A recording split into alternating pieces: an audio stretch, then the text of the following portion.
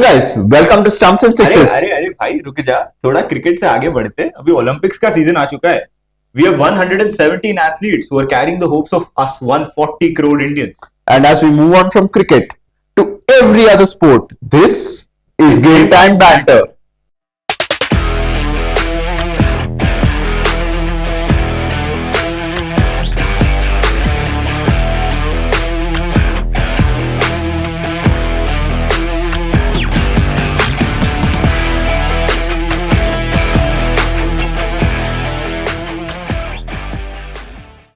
So let's dive right into the fact about the Indian contingent that is going to the Olympic Games this year in Paris 2024. Scenic city, really. Beautiful. And I think एक difference सिर्फ note करने के लिए कि इस बार 117 athletes जा रहे हैं. पिछली बार 2020 के ओलंपिक्स में 122 एथलीट्स गए थे. But I think Tokyo 2020 was one of our most successful Olympics. We had the highest ever medal tally of 7 medals, 1 gold, 2 silver and 4 bronze medals. Yeah. That's, I think, one of the most impressive hauls, not to mention our second ever gold medal, Neeraj Chopra bringing home the gold medal, and notably the first in track and field events as well. Absolutely. So I think that was a successful Olympics, and I think we build on it this time. Definitely. We have our athletes who are competing in 16 different categories this time. So we have a wide range of athletes who are participating. So, maza to bahut aane wala hai. Definitely. I think this Olympics is going to be one to look forward to. The amount of talent pool that we have. We may have a few lesser athletes, marginally fewer ones going out there. But I think the talent pool that we have out there this time, I definitely feel that we have better chances. Absolutely. So let's just start right in. Let's first talk about badminton. Right. So, we have won 3 medals in badminton till now. There's been, and all of them have surprisingly been in the women's single. And in fact, 2 of them are to the name of PV Sindhu, the poster girl of badminton. Yeah, our Indian badminton superstar. Exactly. But this time, I think there are a few other names which we also need to shed some light upon. The first one that I want to mention to you is the power duo of Satwik Sairaj, Ranki Reddy and Chirag Shetty. They've been in blistering form in the doubles. Definitely. And they've had a lot of titles to their names as well. The World Championship bronze, an Asian Games gold, the Asian Championship title, and also the world #1 ranking which they held for a very long time. Yeah. So I think in that sense, the men's doubles is definitely something that we would be looking forward to. But apart from those two, we also have another combination in singles, of course, not in terms of doubles. We have HS Pranoy and we have Lakshya Sen. And those two, like HS Pranoy has already bagged a bronze in the 2023 World Championship. So he's in quite good form, I think we can say. Yes, and Lakshya Sen, he's got a gold medal in the 2022 Birmingham. The Commonwealth. Games. The Commonwealth Games. So he looks like the dark horse for the Indian badminton team because he's not given that much media attention. Yeah. But he's someone who can really fight for that medal that we could get in badminton. Yeah. And then of course I think we cannot forget PV Sindhu. Yeah. As I already mentioned, the poster girl for India when it comes to badminton. She already has 2 Olympic medals, which is, I feel, a crazy tally. Yeah. I think, but the Olympic medals both have been a silver and a bronze. Can we just say, can we hope that gold is loading now this time? Yeah, maybe that's the right hierarchy to the hierarchy. The silver and now gold loading. We keep our fingers crossed, we keep our fingers crossed. So, let's talk about another category. We have boxing up front. And again, just like badminton, India has 3 Olympic medals in boxing. However, all 3 of them have been bronze medals till now. Right. So we have Vijender Singh winning in the 2008 Beijing Olympics. We have Mary Kom at the 2012 London Olympics. And Lovlina at the 2020 Tokyo Olympics, which is also in the contingent right now. Right. She's Lovlina Borgohain. I'm going to go and talk a bit about her. She's one of the most impressive names out there.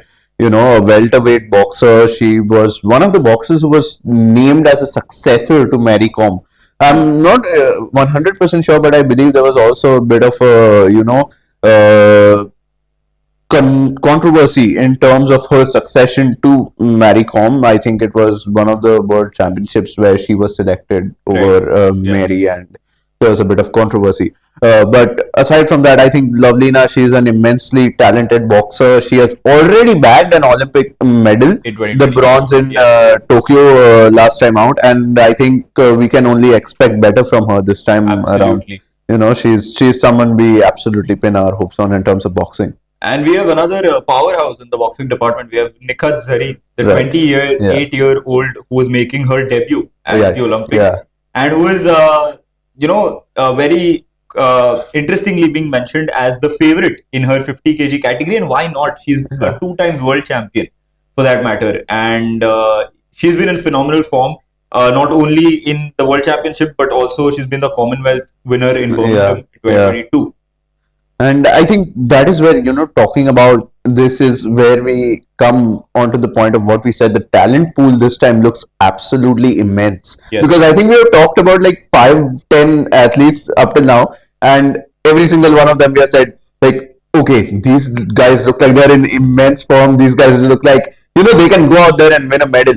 And their stats back them up. It's not just talk. It's not just talk. But it's what they've done in recent competitions that is really helping their case here. Definitely. And of course, not to forget Amit Pangal, 29-year, who also previously participated in the 2020 Olympics. Right. And he also has numerous records to his name: a gold at the Asian Games 2018, a gold at the Asian Championship 2019, and a gold at the 2022 Commonwealth Games Birmingham. So, I mean, boxing just looks like a category that we can definitely dominate both in male and female. Yeah, I mean, boxing and badminton are two categories that I think have always contributed to India's medal tally a lot over the years. So I think we can expect the same this year as well. And I have high hopes from all the athletes who are part of the contingent in these two sports. But when we talk about track and field, that's the main center of attention. Obviously, Neeraj Chopra there to defend his gold medal. He's the big name there for India, the big name, like undoubtedly. And we are talking about him. He did not participate in the Paris Diamond League with a slight niggle injury, whatever. Yeah, with the adductor. With the adductor issue. So they're saying he's fit, and I really hope so that he is fit. 100% fit. Yeah, he is 100% fit, because I think he made history by bringing us the second gold, the first in track and field. But I genuinely think he's someone who can actually defend it. And if he goes on to, actually defend it, that would be just writing himself in the history books completely, like solidifying his status. Absolutely, and I think India has been a rising powerhouse in athletics when it comes to track and field event, because now in specifically even in the javelin throw event, it's not only Neeraj Chopra, but it's also Kishore Jeena, who's really risen up the ranks. Now he's going to be paired with Neeraj Chopra and competing in that javelin throw event. He was there in the Diamond League that was held in Paris in 2024. However, he did not get the best of finishes. He got 8th place. But I don't think that should affect his morale a lot, especially when you have a champion like Neeraj Chopra by your side in the Indian contingent. Definitely. And one name that I really want to bring to the forefront here is Avinash Sable, a steeplechase athlete that we have from the Indian contingent. He has been in phenomenal form. So recently in the Paris Diamond League is when he broke the national record.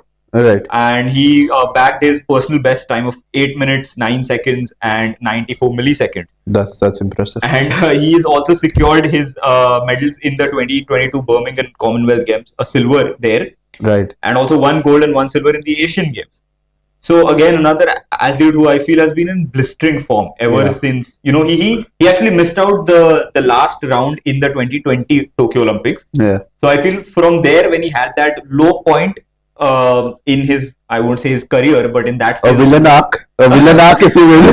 Yeah, absolutely. It's been like that because he's constantly been winning competitions that he's been going into. So it just seems like he's another player to really have your eyes on. Yeah, definitely. I think it's just a trend we are setting, going on and on.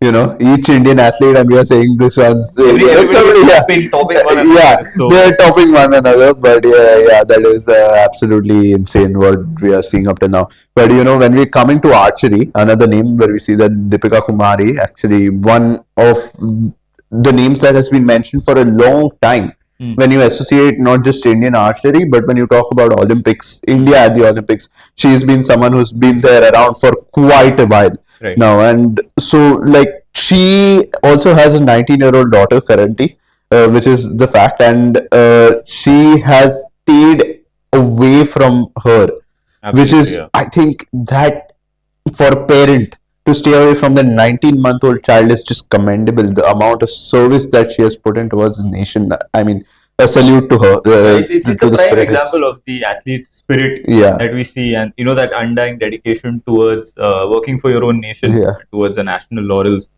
And there's another name in the archery department that I want to mention is Tarun Rai. He's in fact one of the oldest athletes in the 2024 Paris Olympics Indian contingent, and he's been competing since the 2004 Athens Olympics. Wow! So that's 24 years later. We have this athlete still playing, and 20 years. We'll check Adit's maths. Okay. Sorry. And this is not a math show, it's okay. and he's someone who's been conferred with both the Arjuna Award and the Padma Shri. So again, a very decorated athlete whom we have in the archery department. That's another that I'm really looking forward. And अभी थोड़ी dressage की बात करते हैं. I'm not very sure how much of the Indian audience is familiar with this sport.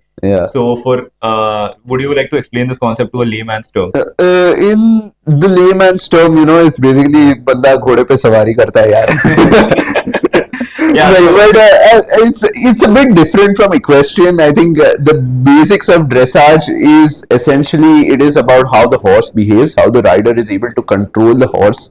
It is the event where you usually see the horse jumping over the barricades, going around in circles. It is essentially about the discipline of the horse and how well is he groomed? Yeah, how well he is groomed by the rider and the trainer. So and in terms of that, Anush Agarwalla is the first guy to take part in a dressage event in Olympics from India. And when you look at that, his team that he was working with won gold in the team event at the Asian Games in 2022. Which was also one of the first for India, and also he individually won bronze at the Asian Games. So I think the first medal for India in any dressage event. The one that Anush Agarwalla. The one that Anush won was the very first for India in any dressage event. So I think in those terms, again, he's somebody who has a very bright future. Obviously, I wouldn't outright, put pressure on him because he already has quite a lot of pressure on him. So he wouldn't be like another one of those athletes where I say we'd be obviously expecting a medal from him. But I definitely think that he'll do really, really well. And I feel that he'll be amongst the top athletes. And if he gets a medal, then that's, in my opinion, that's a bonus. And the other thing is, this guy will be setting an example. क्योंकि dressage या equestrian sports उतने popular नहीं है India में जितने probably बाकी के sports है. So when you have someone like Anush who is going to play at the highest level, which is the Olympics, तो वो एक एग्जाम्पल सेट हो जाता है यंगस्टर्स के लिए. एक मोटिवेशन फैक्टर भी मिल जाता है कि एक बंदा अगर उस लेवल पे परफॉर्म कर सकता है तो why not us? Definitely, because it's not a sport that is really common, Correct. You look at dressage or equestrian, it's not a sport that is common because of multiple reasons, one of them being the cost. Definitely, a lot would say it's a rich man's sport. It's a sport for privilege. But still definitely does set down the boundaries and like a sort of a standard that India is there in almost every sport. Absolutely. And I think that's something that we really need to show to the world. We have got loads of talent. And we need to show the world that we have that talent and we can make proper use of that talent. Absolutely, and this just reminds me of the fact कि बहुत बार India के साथ ये होता था कि अभी तो हमने 2020 और 2024 में देखा है कि 100 से ऊपर एथलीट्स हम हमारे कंटिंजेंट में भेज रहे हैं, बट पहले ये एथलीट्स का नंबर बहुत छोटा होता था. And a lot of time this was attributed to saying कि इंडिया बहुत अलग स्पोर्ट्स में पार्टिसिपेट नहीं कर रहे हैं. They are probably participating in the mainstream sports जिसमें लोग हमें expect करते हैं कि maybe hockey हो गया, track and field हो गया जो हमारे strong goals है.